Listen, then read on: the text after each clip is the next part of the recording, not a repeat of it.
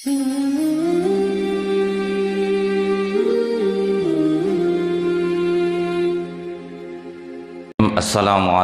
warahmatullahi wabarakatuh.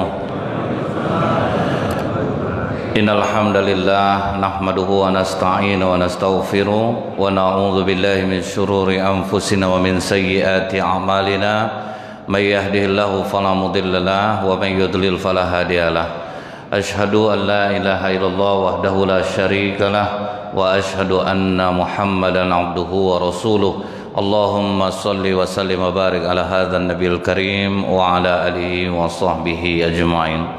Bapak-bapak pengurus masjid yang saya hormati, alim ulama, tokoh masyarakat, cerdik pandai, bapak ibu, orang-orang tua saya yang saya muliakan, hadirin hadirat yang semoga kita semua senantiasa dirahmati oleh Allah, amin ya rabbal alamin. Menyambung kajian kita masih dalam bab Isra Mi'raj, baik di dalam kitab Sirah Nabawi yang dibuat oleh Dr. Safiur Rahman Al-Mubarakfuri, juga dalam kitab Dadir Miraj. Cuman kali ini kita akan membahas ketika Fatimah dan Ali datang ke rumah Rasulullah SAW dan menyaksikan Rasulullah dalam keadaan menangis. Kemudian Fatimah bertanya kepada ayahnya, "Wahai ayah, apa yang membuat engkau menangis?" Dijawab oleh Rasulullah, "Aku menangis karena ketika aku Isra, aku melihat neraka dan ternyata banyak penghuninya adalah wanita." Ditanya lagi oleh Fatimah, "Apa yang menyebabkan banyak perempuan ini di neraka, ayah?" Rupanya karena dua hal, Pak. Yang pertama, kalian bakhil bersedekah. Ini bocoran dari Rasulullah nih, Bu. Yang banyak membuat perempuan banyak masuk neraka dikarenakan kata Rasulullah bakhil bersedekah. Yang kedua, kalian suka membantah kepada suami. Begitu perempuan mendengar apa yang dikatakan Rasulullah nih, Bu, semua yang membawa gelang menanggalkannya, Pak. Yang pada saat itu. Ini janganlah ibu buat, Bu. Jadi semua perempuan tahu dia ini penyebab masuk neraka, mereka tanggalkan gelang-gelang mereka, kalung, cincin mereka lepas semuanya. Tapi di dalam hadis yang lain, Pak, justru kata Rasulullah perempuan ini mudah masuk surga apabila perempuan sholat 5 waktu, kemudian berpuasa di bulan Ramadan, berbakti kepada suami, dan bisa menjaga kehormatan diri, dia boleh masuk surga dari pintu mana saja dia mau. Ternyata mudah juga. Tetapi syarat yang mudah ini, Pak, ternyata memang berat bagi perempuan. Sholat 5 waktu ini, Pak, beratnya pas acara beralek biasanya, Bu. Karena tuan rumah kan ngasih makeup tuh, Pak. Masing-masing dikasih makeup. Yang jaga tamu, kado, sehingga zuhur masuk waktu. Apa kata kawannya, "Kak, enggak sholat zuhur, Kak?" Tahulah Allah tuh, kita kan lagi nolong tetangga nih, Pak. Bisa lah dibuatnya hukum sendiri, Pak. Akhirnya enggak sholat zuhur, tidak sholat asar, tidak sholat maghrib, padahal jam 5 udah pulang, Pak. Kenapa sampai tidak sholat? Karena dia sayang mau ngapus makeup tuh, Bu. Abang belum nengok lagi makeup itu, akhirnya maghrib pun lewat jadinya. Jadi ini memang mudah, Pak, tapi jadi berat. Sebetulnya, Bu, ya, perempuan ini kalau untuk aturan sholat agak lebih mudah daripada laki-laki, Pak. Kita laki-laki sunnah muakkad untuk sholat berjamaah. Sunnah muakkad ini artinya, Pak, tidak ada halangan wajib untuk berjamaah. Itu sebetulnya artinya. Dan ini di kalangan para sahabat, Pak, memang sangat-sangat mereka menjaga sholat jamaah. Kita ambillah seperti Ibnu Umi Maktum yang pernah bertanya kepada Rasulullah, "Ya Rasulullah, mataku ini buta, umur sudah tua, kadang malam teramat gelap, tidak ada yang menuntunku jalan ke masjid. Bolehkah aku sholat di rumah, ya Rasulullah?" Awalnya Rasulullah diam aja, Pak. Setelah itu baru Rasulullah panggil dia. "Apakah kau mendengar suara azan?" "Dengar, ya Rasulullah. Tidak ada keringanan untukmu dan kau harus tetap berjamaah." Itu buta, sudah tua, Pak. Jadi kalau untuk laki-laki ini sebetulnya sunnah muakkad itu lebih mengarah kalau tidak ada halangan maka wajib berjamaah. Itu yang membedakan, Bu, ya, kenapa di Arab Saudi rezeki mereka itu berlimpah, Pak. Capek mereka memboroskan uang tuh ada ya terus. Kita di Indonesia capek beremat, Pak, tapi susah juga hidup kita. Karena di Arab Saudi hukum sholat jamaah bagi laki-laki adalah wajib, Pak. Itu aja bedanya sebetulnya, Pak. Rasulullah waktu perjalanan Isra-nya, inilah disebut perjalanan wisata religi itu Rasulullah, Pak. Perjalanannya itu, Bu, Allah memperlihatkan kepada Rasulullah hal-hal yang bisa menguatkan jiwanya. Jadi bukan berarti wisata religi itu dari majelis taklim Pekanbaru jalan ke Islamic Center Hall ramai-ramai. Itu tanda hari kiamat tuh, Pak. Karena memang dikatakan Rasulullah, salah satu tanda hari kiamat masjid akan dijadikan tempat jalan-jalan. Itulah. Jadi sebetulnya bukan wisata religi itu. Wisata religi itu, Pak, bawa istri kita ke desa, nampak perempuan megang ember satu, anak digendong, baju dicuci banyak, jalan kaki pergi nyuci berkilo-kilo. Mama tengok tuh, mah, berapa susahnya orang di sini untuk pergi mencuci, tapi lihat wajah mereka ceria. Itu namanya wisata religi itu, Bu, menguatkan jiwa. Kan kadang-kadang banyak ibu-ibu nih suka ngeluh, Bu, kalian bilang pembantu mama nih, capek mama nyuci tiap hari aja, kalian banyak pakai baju boros, taruh belakang saja ndak mau. Kalau bisa mesin cuci itu ngomong, Kak, ndak ada kakak nyuci doh, Kak, aku nyuci tiap hari. Tapi itulah mudah betul orang mengeluh, Bu. Dulu orang menyetrika, Bu, bakar dulu tempurung. Sudah dibakar tempurung, tunggu menghitam, Pak, dimasukkan ke dalam gosokan. Ndak ada yang ngeluh. Ini namanya wisata religi namanya, Bu. Jadi jangan sampai salah arti, Pak. Wisata religi itu Bapak umroh, kemudian bikin vlog, kamera, foto sana sini, tanda hari kiamat. Sampai di Masjid Nabawi pun orang buat tanda hari kiamat, Bu. Jalan-jalan sana, Pak. Jalan-jalan. Nah, jadi salah satu yang ditengok oleh Rasulullah di waktu Isra Mi'raj, wisata religinya apa, Pak? Orang tidur menelentang, kemudian seorang memegang batu besar dan mengempaskan batu itu di kepala orang yang terlentang ini. Berulang-ulang, pecah, utuh, pecah, utuh, pecah, utuh. Ditanya oleh Rasulullah, ini gambaran apa ini, Jibril? Inilah gambar orang yang berat melakukan sholat. Jadi kepalanya nanti dihempaskan dengan batu oleh para malaikat.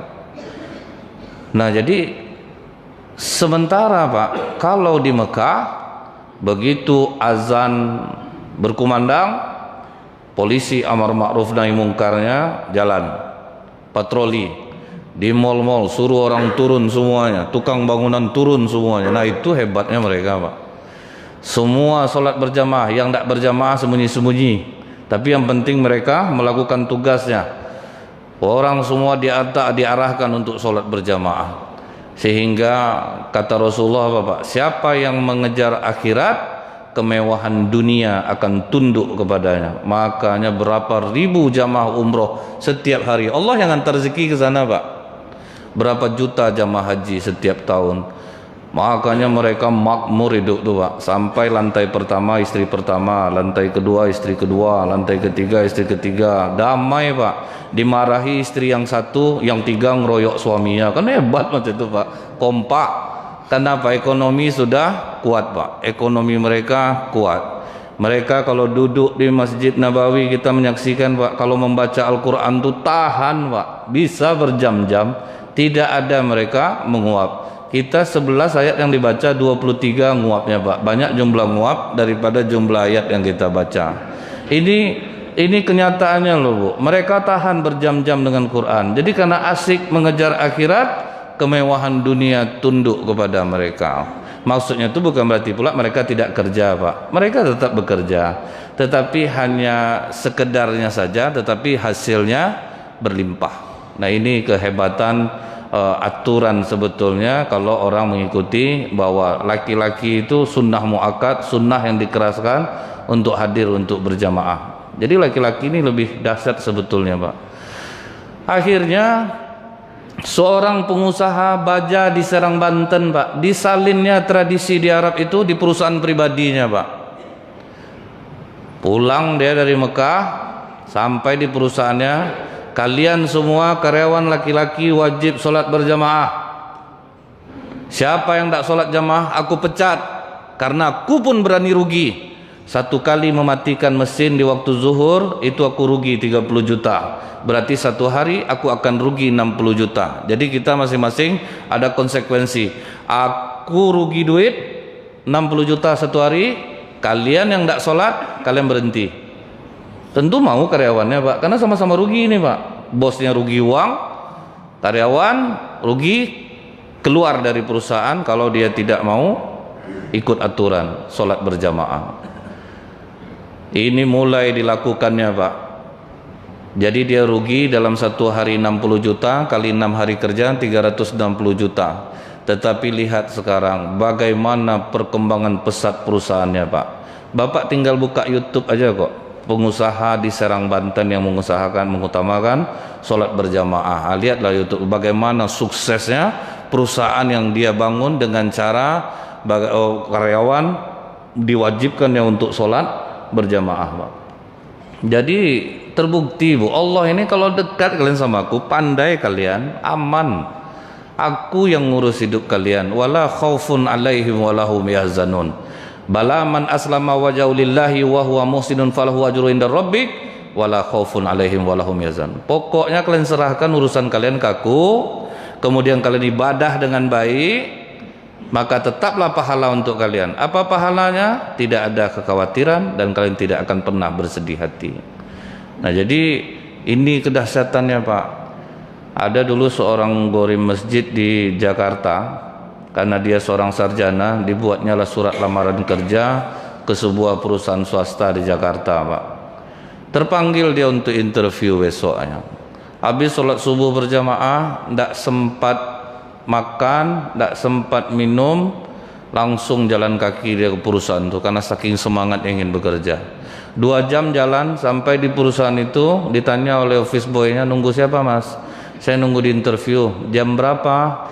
Jam 11. Udah duduk aja di dalam. Berapa lama dia nunggu tuh Pak? 9, 10, 11. Udah 3 jam nunggu Bu. Rupanya yang mau interview keluar Pak. Nampak keluar bapak itu. Udahlah tunggu aja lah katanya. Sampai setengah 12 mulai berdebar jantungnya Pak.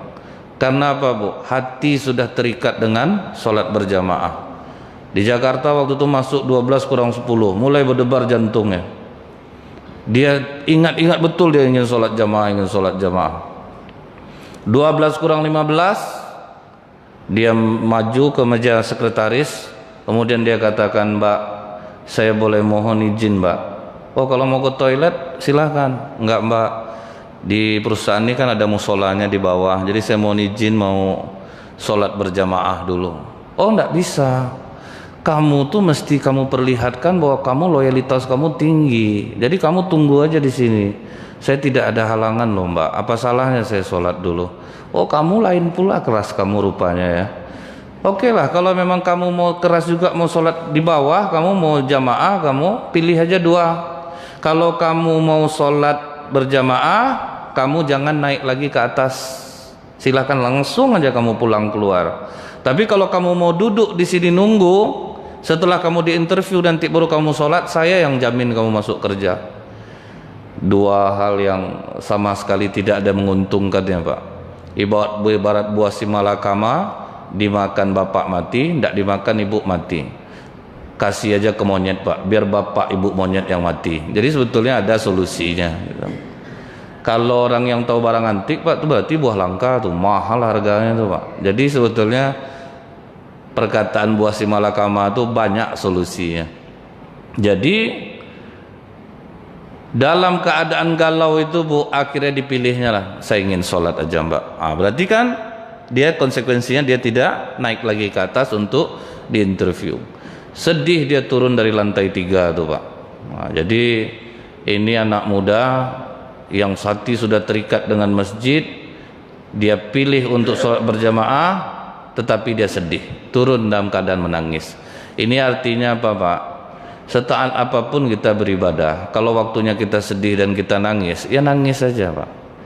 Tidak harus pula kita tahan-tahan. Misalnya Bu, suami ibu meninggal, Ibu taat ibadah, datang orang sabar ya kak, alhamdulillah lah, aku biasa aja aku. Percuma kita taat ibadahnya.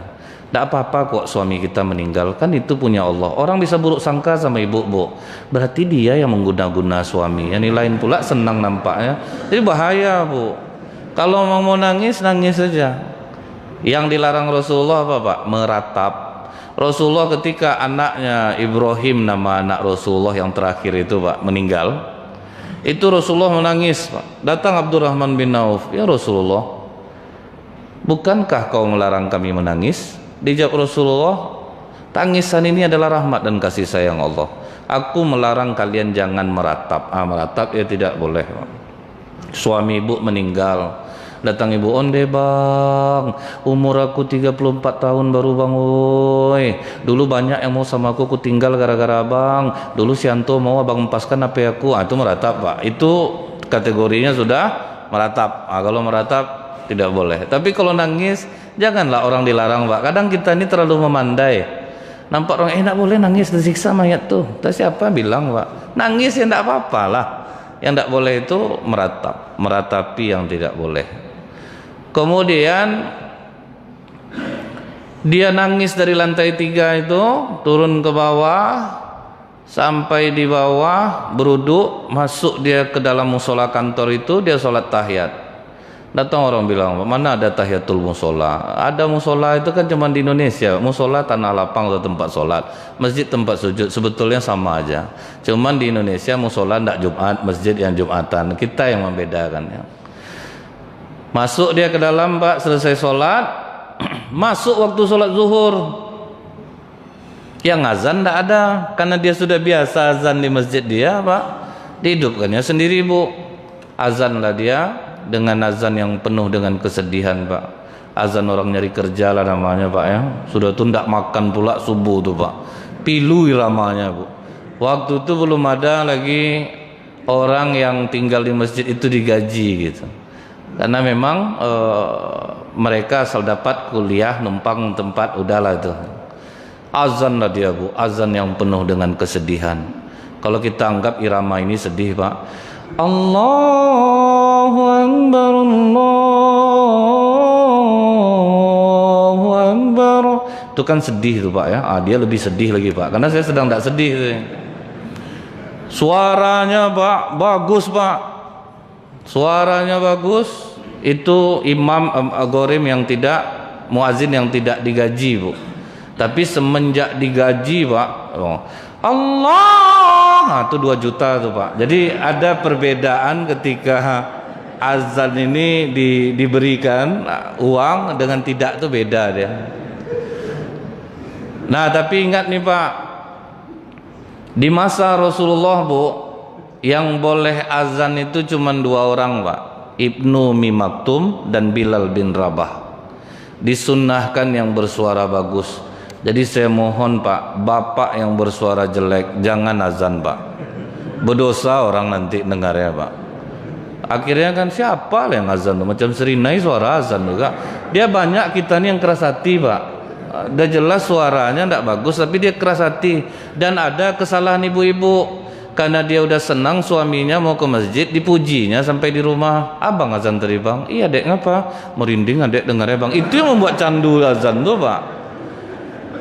Banyak orang berkelahi berebut mic mau azan tuh, Pak. Ada yang digesernya, kau aja ngazan dari tadi, aku tidak pernah, macam hebatnya suara kau, mau berkelahi, Pak. Kenapa? Dia dipuji istrinya, kata istrinya suaranya bagus.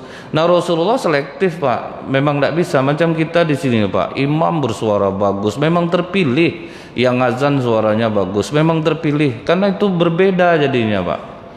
Tidak bisa kita sembarangan imam main maju aja, tidak bisa, Pak. Umar bin Khattab, Pak, itu tauhidnya diakui loh, Pak. Sampai kalau Umar itu berjalan, kata Rasulullah, iblis pun tidak berani menempuh bekas jalan Umar itu.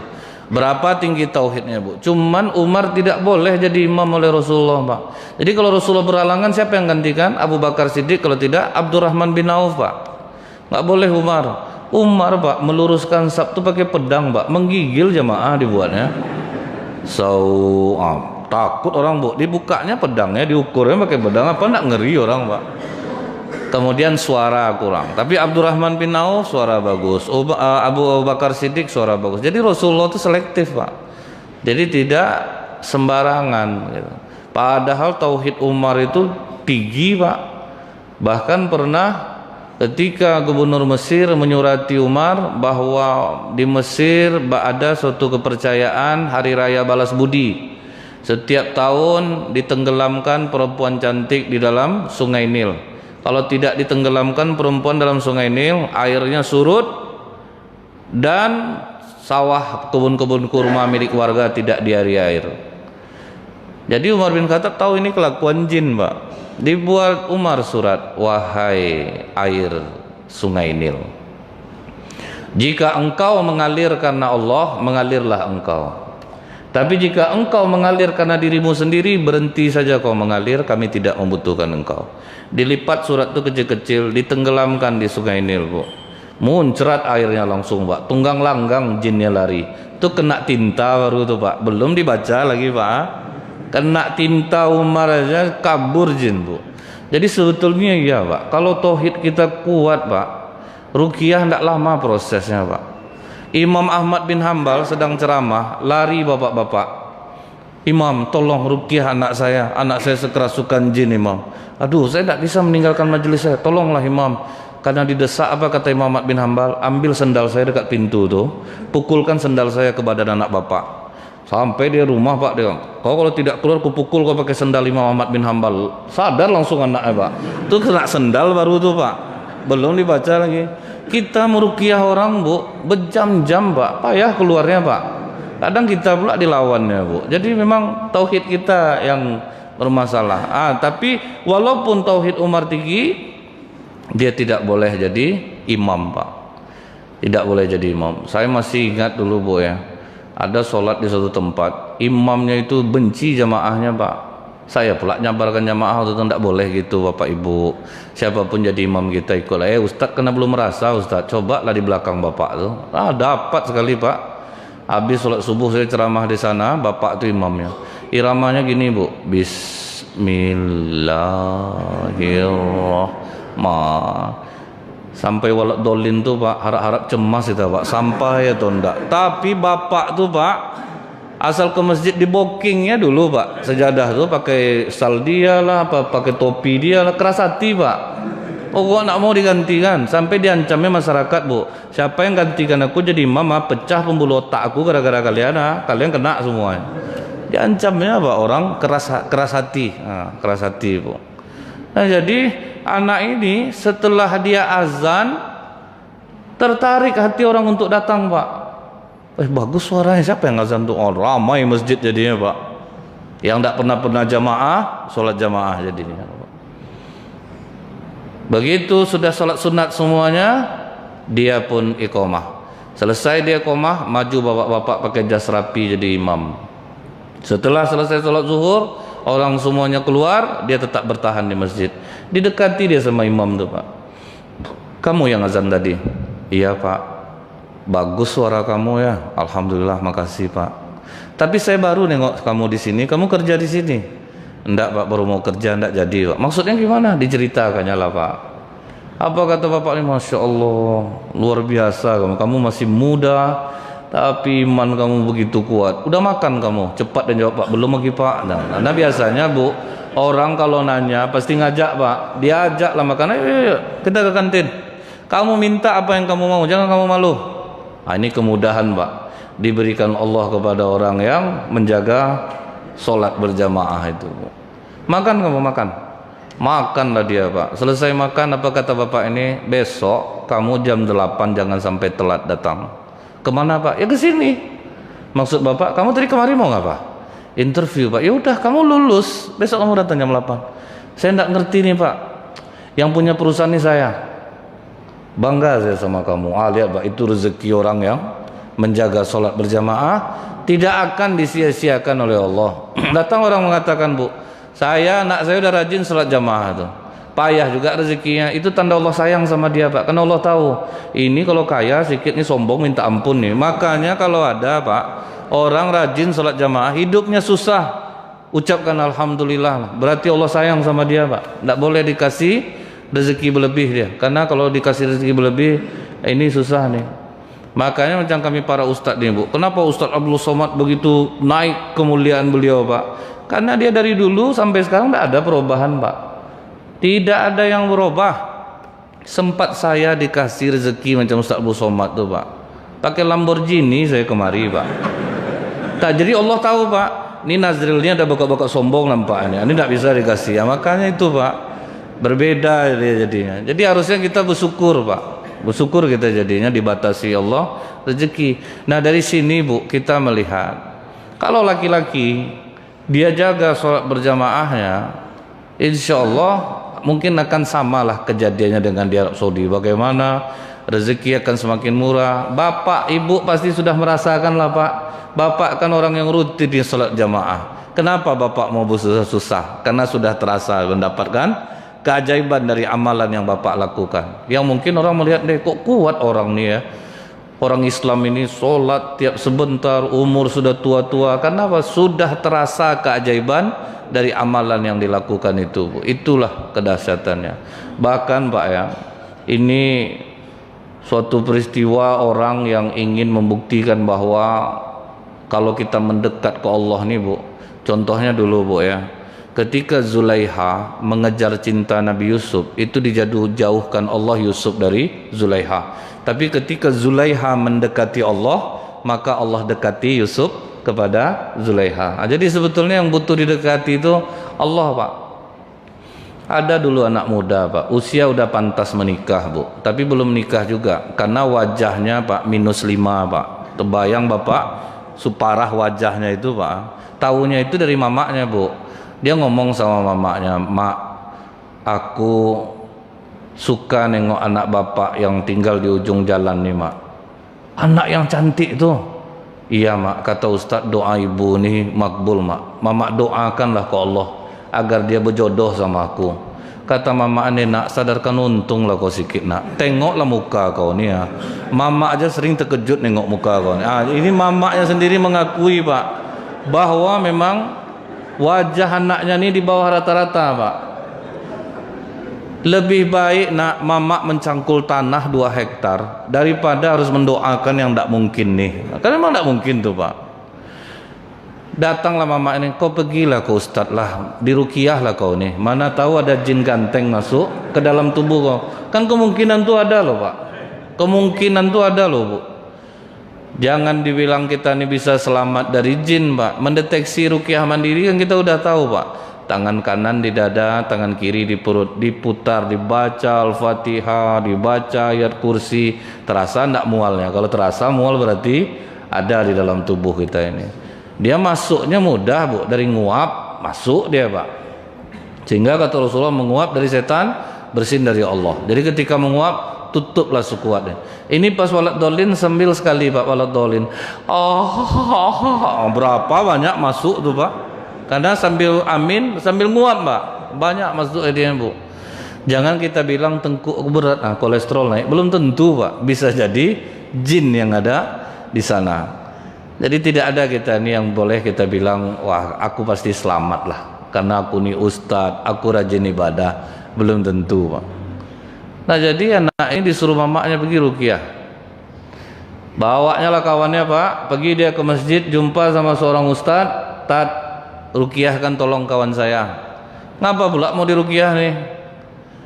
"Itulah, Tat, mamaknya nyuruh. Dia ini suka nengok anak bapak yang sering di sebelah kanan dia kalau makmum di belakang ustadz. Terus dia suka sama anak bapak tuh. Wih, tinggi selera kau ya." Kata ustadz nih, "Itulah, Tat, mungkin mamak saya ada betulnya, Tat. Biarlah diruqyah aja lah saya, Tat." "Ngapa pula diruqyah?" kata ustadz nih.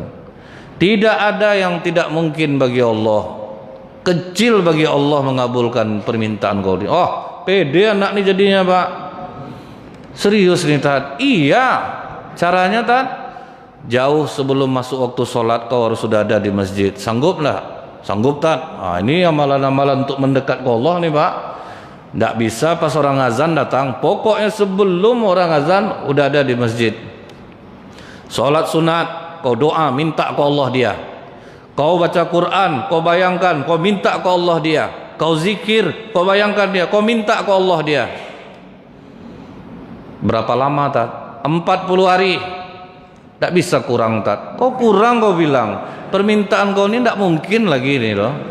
Jadi yang bisa nolong kau cuma Allah lagi. Jadi kan Ustaz ini kan seolah-olah mengajar yang salah nih Pak. Disuruhnya sholat untuk mendapatkan wanita. Tapi itulah cara orang mengajar itu berbeda-beda Pak. Kadang orang bangkit buruk sangkanya langsung. Contohnya anak Imam Ahmad bin Hambal pernah buruk sangka kepada Imam Syafi'i. Diundang makan Imam Syafi'i ke rumah Pak. Diperhatikan oleh anak Imam Ahmad bin Hambal bagaimana orang soleh ini makan. Kaget anak Imam Ahmad bin Hambal Pak. Ternyata Imam Syafi'i congok Pak. Banyak makannya, dimakan. Apa kata anak Imam Ahmad bin Hambal? Ini guru ayah aku makan sebanyak ini, padahal Rasulullah makannya sedikit. Tidur Imam Syafi'i, dilihatnya Bu, tidur menelentang. Udah jelas tidur Rasulullah ngadap ke kanan, miring ke kanan. Ini pasti tahajud malam. Rupanya Imam Syafi'i tidak tahajud malam Pak. Begitu azan subuh, Imam Syafi'i langsung ke masjid tanpa wudhu. Apa kata kayak udah salah ya milih guru nih ya. Salah ya. Itulah kadang-kadang orang Pak yang baru-baru ini lain lah soknya Pak. Dia kalau udah lama macam bapak nih Pak kan nampak santai, enjoy bapak. Makin ngaji makin lembut Pak. Ini karena dia mungkin baru ngaji, akhirnya terus terang di depan Imam Syafi'i habis sholat subuh. Maaf guru, anakku ada beberapa pertanyaan untukmu. Oh silahkan nak. Iya guru. Rasulullah itu kan makannya sedikit. Tapi kenapa guru makannya banyak? Berarti guru tidak ikut sunnah nih. Kata Imam Syafi'i, jika ada orang dermawan mengundangmu makan, perbanyak makananmu, karena makanannya akan menjadi obat di dalam tubuhmu. Tapi kalau orang pelit yang mengundang kalian makan, tahan makan kalian, karena Allah benci kepada orang pelit dan bisa jadi penyakit memakan makanan yang dia hidangkan. Jadi kalau ada orang dermawan ngajak makan Pak, perbanyak makan. Tapi yang pantangan tetap Pak, janganlah Bapak makanlah. Nanti ke saya pula kena nanti Pak. Yang pantang tetap. Itulah mudah berburuk sangka. Terus kau tidur menelentang, sementara sunnah Rasulullah tidur miring ke kanan. Karena saya tidak tidur. Saya tidak tidur. Yang saya pikirkan pertanyaan-pertanyaan jamaah, dan ada 70 pertanyaan sudah terjawab. Jadi rupa tidak tidur dia Pak. Dia tidak tahajud itu dikarenakan dia tidak tidur dan memikirkan pertanyaan jamaah. Nah yang ketiga, kau tidak beruduk langsung pergi ke masjid. Uduk aku tidak batal. Makanya aku menggunakan uduk yang sama, tetap datang ke masjid. Jadi makanya kadang banyak orang salah sangka dengan para guru itu Bu. Karena dia metode dia mengajarkan berbeda-beda. Harusnya tabayun dulu, ditanya dulu Pak. Jadi Ustadz ini seolah-olah ngajarkan kalau kau pengen dapat perempuan, nah sholatlah kau. Seolah-olah kan gitu tuh Pak. Udah sholat jamaah dia 3 minggu Bu, nggak ada tanda-tandanya Pak. Akhirnya ngomong deh sama Ustadz, serius lah Ustadz, bisa nih Ustadz, bisa. Kalau udah 3 minggu nih, tunggu sampai 40 hari. Nanti kalau udah 40 hari gimana Ustadz? Bapaknya minta kau jadi menantunya. Oh iya nih Ustadz, iya. Datang kawan yang ngomong, pulang aja lah kau dikerjain Ustadz tuh mah, kau payah, kau nak mau sembahyang, makanya kau dikerjain Ustadz nih. Akhirnya yakin dia Pak, terus dia hari ke-37 Pak terjadi keajaiban Pak. Bapak perempuan ini ngomong ke Ustadz nih, Tat, siapa anak muda tuh Tat? Lain lah taat, nampak saya. Anak-anak sini tuh Pak, dia mungkin ada permintaan besar ke Allah, makanya dia mesti dekat dengan cara yang besar pula ke Allah. Saya heran Tat, semenjak anak ini di masjid ini lah, sejuk aja rumah saya tuh Tat. Apa enggak sejuk rumah bapak tuh? Anak kena zikir kan 24 jam Pak. Tiap sholat itu dimintanya terus ke Allah. Anak bapak tuh terus dimintanya, ngaji dimintanya juga. Datang bapak nih bilang, kalau saya ajak dia kerja sama saya mau enggak dia kira-kira tuh Tat? Coba aja ngomong langsung Pak. Anak ini sedang zikir Bu, subhanallah, alhamdulillah, wala ilaha illallah, Allahu akbar. Nah, dibukanya matanya, terkejut dia nampak bapak nih Pak. Ya Pak, kamu kalau memang senggang kerja aja sama saya. Subhanallah, alhamdulillah. Sangkanya mau jadi menantu bu, rupanya suruh kerja pak. Akhirnya zikir balik.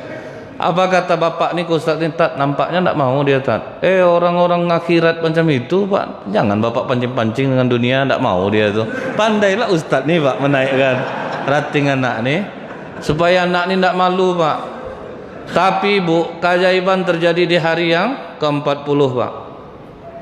Habis sholat isya, apa kata bapak nih, Tat, nampaknya tidak tahan saya lagi Tat. Apa cara supaya saya dekat sama anak nih? Entah mengapa simpati betul saya tengok anak ini. Bapak kan ada anak perempuan, terus nikahan aja sama dia.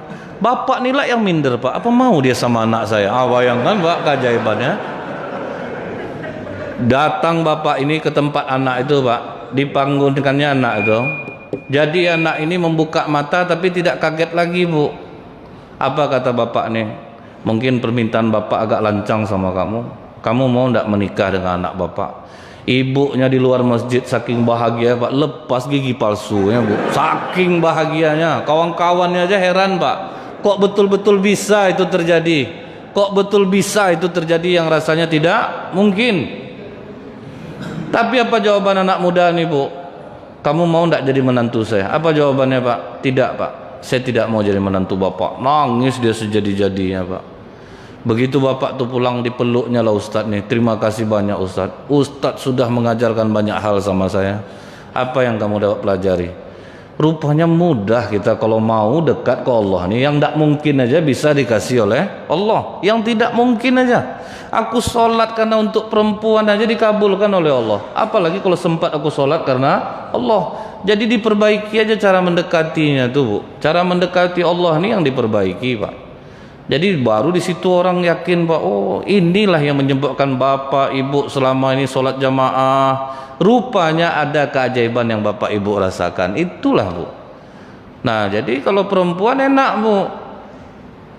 Ketika perempuan sholat sendiri di rumah, itu lebih baik kata Rasulullah pak.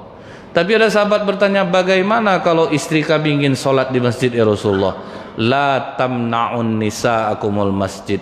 Jangan larang perempuan kalau mau ke masjid. Jadi perempuan enak bu, sholat sendiri oke, dia mau berjamaah juga oke. Cuman yang kita laki-laki ini pak, sedapat mungkin untuk bisa selalu menjaga sholat berjamaah. Cuman kenapa kita kurang kompak kadang bu? Apa kata Rasulullah? Syarat mudah pak. Kalau ingin melihat kompak atau tidaknya suatu kaum, perhatikan mereka menyusun saf dalam sholat. Itulah ukuran kekompakan umat Islam. Bagaimana ya Rasulullah pertemukan kakimu dengan kaki saudaramu? Kita geli pak. Dia dua orang kaki kita lain lah aliran nampaknya nih ya.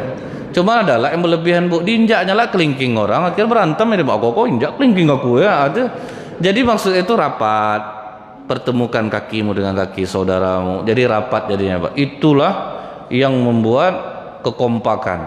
Tapi kalau kita safnya renggang-renggang, itu yang membuat Allah mencerai-beraikan hati kita. Tidak kompak kita jadinya pak. Cuma alhamdulillah di mana-mana masjid dikasih tunjuk, ada TV menyusun saf. Cuman dan nampak pun orang kadang tidak mau juga macam itu pak. Nah, jadi ini yang saya maksudkan itu bu ya. Di masjid pun kadang orang bisa keras hati. Contohnya di Jumat kan sering diumumkan pak, tolong bapak yang udah datang diisi saf di depan yang masih kosong. Pak maju ke depan pak. Ngapalah aku suruh maju, aku mau nyandar dia. Nampak keras hatinya pak. Cuman apa kata Rasulullah pak, jika kita keras hati obatnya apa pak?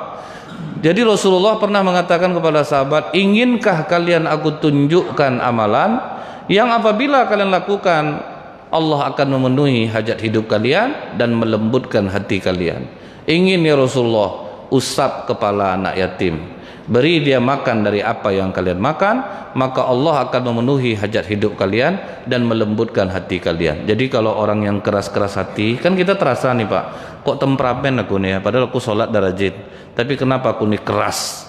Jadi untuk yang seperti ini sedekahnya khusus kepada anak-anak yatim pak, untuk melembutkan hati insyaallah. Mungkin ini saja kajian kita subuh ini dulu. Lebih kurang saya mohon maaf. Subhanakallahumma bihamdika asyhadu an la ilaha illa anta astaghfiruka wa atubu ilaik. Assalamualaikum warahmatullahi wabarakatuh.